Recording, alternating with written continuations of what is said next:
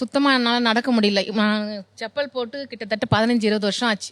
ஓ, செருப்பு போட்டு செருப்பு போட்டு நடக்க முடியாது. 25 வருஷம் சார் அவங்க காலில் செருப்பு போட்டு ஆகுது.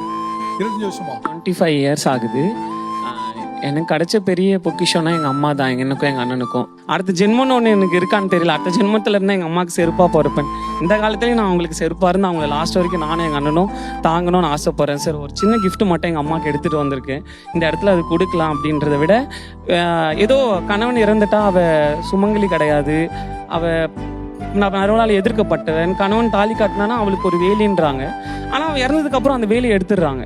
அவள் அப்போ எப்படி சார் வாழ முடியும்? சின்ன வயசில் அவ்வளோ அழகாக எங்கள் அம்மாவை அலங்கரிச்சு அப்படி பார்த்தவங்க 25 வருஷமாக ஒரு இந்த மெரூன் கலர் பெட்டு வைக்க அங்கே அழுவாங்க.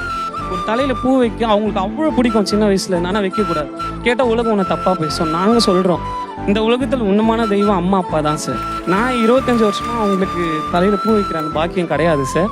ஒரு மகனாக நான் அவங்களுக்கு அதை வச்சு இங்கே இருக்கிற எல்லா சிங்கிள் பேரண்ட்டோட சார்பாக நான் எங்கள் அம்மாவுக்கு வைக்கணும்னு ஆசைப்படுறேன்.